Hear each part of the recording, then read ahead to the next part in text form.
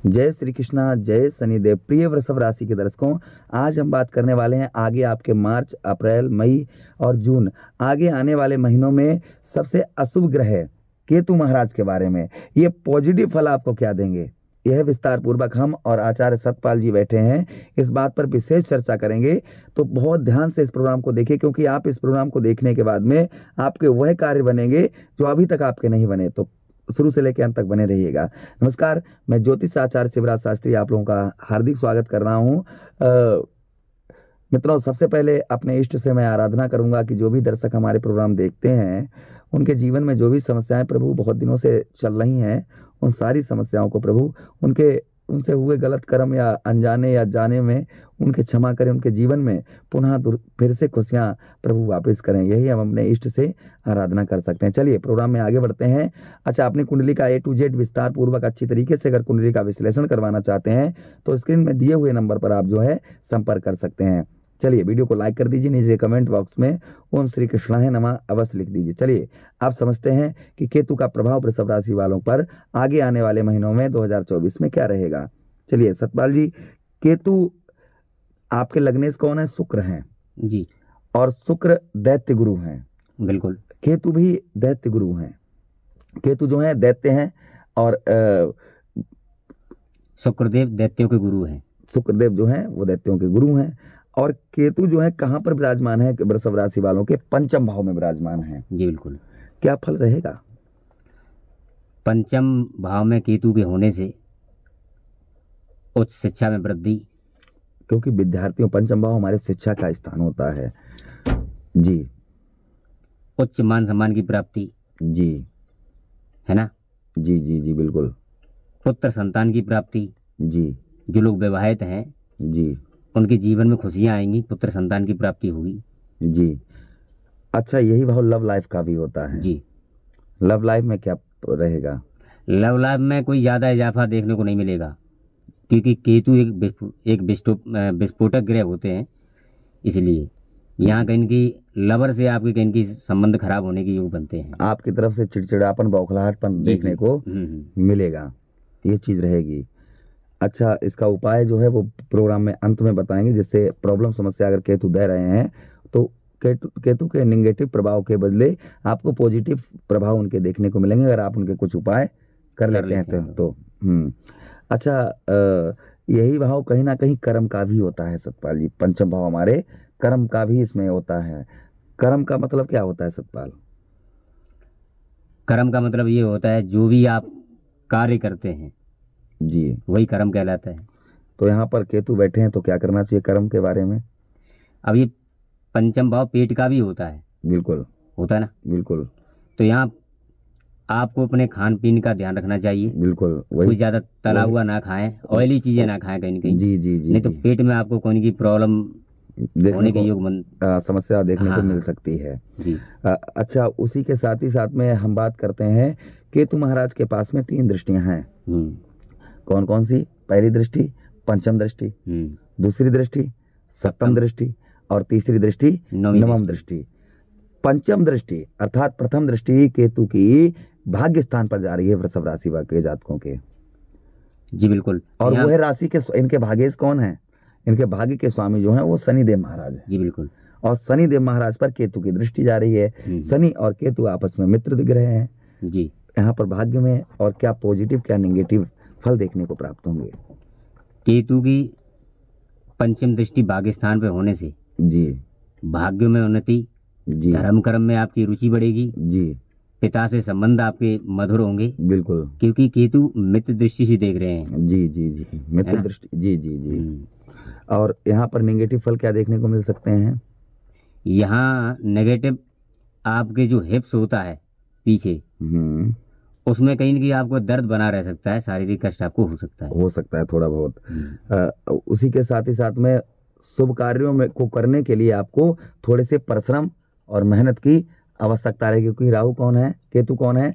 छाया ग्रह हैं, पापी ग्रह हैं। तो कहीं ना कहीं थोड़ा सा शुभ कार्यों, क्योंकि नवम भाव शुभ कार्यों का भी स्थान होता है, तो शुभ कार्यों के लिए थोड़ा बहुत आपको स्ट्रगल मेहनत करने से ही आपके शुभ कार्य संपूर्ण होंगे। अच्छा, उसी के साथ ही साथ में केतु की और एक दृष्टि है सप्तम दृष्टि, जो राहु पर पड़ रही है। क्योंकि जहाँ पर केतु महाराज विराजमान होते हैं वहाँ से सप्तम स्थान पर राहु होते हैं, वहाँ से सप्तम स्थान पर केतु होते हैं, और जहाँ पर केतु होते हैं वहाँ से सप्तम स्थान पर राहु होते हैं। तो केतु महाराज की सप्तम दृष्टि ठीक आपके 11th हाउस अर्थात एकादश भाव में पड़ रही है, जहाँ पर राहु महाराज विद्यमान हैं। और उस राशि आपके 11th हाउस के स्वामी कौन बनते हैं वृषभ राशि वालों के सतपाल? गुरु बृहस्पति जी गुरु बृहस्पति पर केतु की दृष्टि जा रही है, जहाँ पर राहु महाराज ऑलरेडी विराजमान है। जी बिल्कुल। तो इनकी दृष्टि कहाँ पर है, कहाँ पर आएगी? आप दर्शकों सबसे पहले ये समझ लीजिए, इनकी 9वीं दृष्टि आएगी लगन पर। जी आएगी ना? जी। चलिए 11th हाउस की बात करते हैं सतपाल जी। 11th हाउस सफलता का स्थान होता है, यही हमारे इनकम स्रोत का स्थान होता है, डेली इनकम स्रोत का स्थान होता है। और यही स्थान जो होता है कहीं ना कहीं हम जो सपने देखते हैं कि हमारा यह कार्य हो जाए वह कार्य हो जाए, और यहाँ पर शुभ ग्रह केतु महाराज की दृष्टि जा रही है, तो हमारे क्या कार्य संपूर्ण हो सकते हैं और क्या हमें सावधानी बरतनी चाहिए? यहाँ पर लाभ में वृद्धि जी।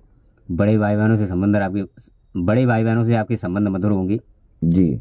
जो लोग विदेश जाना चाहते हैं जी। जिनका वीजा लग चुका है वो नहीं जा पाए हैं, वो विदेश चले जाएंगे जी। जी। जी। इन 3 महीनों के अंदर। जी। हाँ जी। उसी के साथ ही साथ में कहीं ना कहीं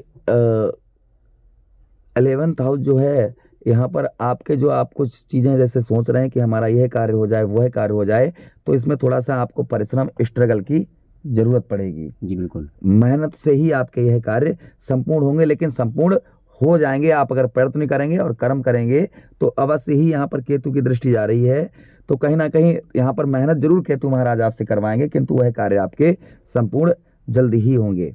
अच्छा 11th हाउस ही सतपाल जो है वो गवर्नमेंट जॉब का भी होता है। जी बिल्कुल।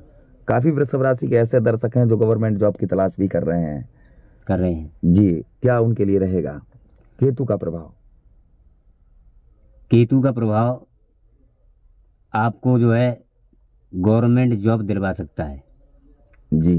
केतु स्ट्रगल जरूर करवाते हैं लेकिन रिजल्ट पक्का दे देते हैं जी।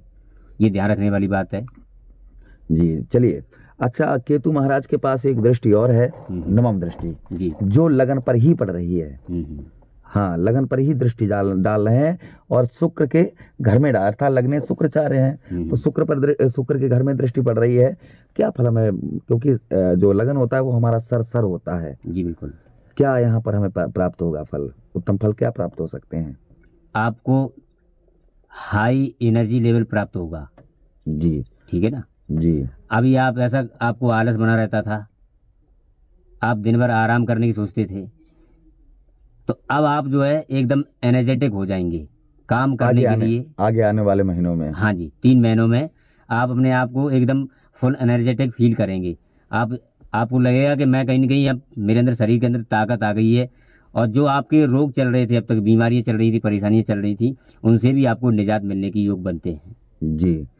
अच्छा उसी के साथ ही साथ में लगन सुख और दुख दोनों भाव देखे, सुख और दुख दोनों इसी पर देखे जाते हैं। बिल्कुल।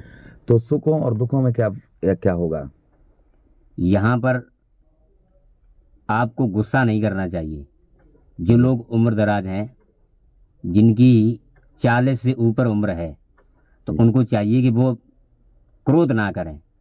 क्रोध करने से उनका बीपी हाई होगा, तो कहीं न कहीं आपको शरीर में आपकी कोई न कोई दिक्कत देखने को मिल सकती है। इसलिए आप क्रोध ना करें, क्रोध पर नियंत्रण रखें। जी जी जी ठीक है। अच्छा यहाँ पर आपको यही बहुत त्वचा का भी यानी चेहरे का भी थोड़ा सा बन जाता है। तो यहाँ पर जो है कहीं ना कहीं केतु कौन है? अग्नि तत्व ग्रह हैं। बिल्कुल। तो यहाँ पर जो है जैसे चेहरे पर यानी कि ग्लो, क्योंकि लगन जो है हमारा सर है, तो चेहरे पर भी प्रभाव क्या रहेगा? चेहरे पर आपको कील मुहासे ये सब चीज़ें आपको परेशान करेंगी जी। इसलिए तभी मैंने पहले से ही मैंने कहा था कि आप जो है ऑयली फूड से आपको बचना चाहिए। हाँ बिल्कुल, जंक फूड से बचना चाहिए। बिल्कुल। अच्छा रेमेडीज उपाय क्या करने चाहिए? मंगलवार के दिन तालाब में मछलियों को आटे की गोलियां जी बनाकर खिलाएं। चींटियों को मंगलवार वाले दिन जो है आप जो है आटे में चीनी मिलाकर खिलाएं। काला या सफ़ेद या चितकबरा कुत्ता हो उसको अपने भोजन में से थोड़ा सा भोजन निकाल कर खिलाएं, इससे भी केतु का फल उत्तम होता है। बहते हुए जल में सफ़ेद तिल प्रभावित करें, इससे भी केतु का उत्तम फल, अच्छे फल प्राप्त होते हैं। और गलत कर्मों से दूर रहें। हाँ, कहीं ना कहीं आपको केतु के उत्तम अच्छे फल प्राप्त होंगे। अब मुझे आदेश दीजिए, किसी अन्य प्रोग्राम पुनः भेंट करते हैं, तब तक आप लोग अपना ख्याल रखिए। प्रेम से बोलिए कृष्ण कन्हैया लाल की जय हो। जय हो।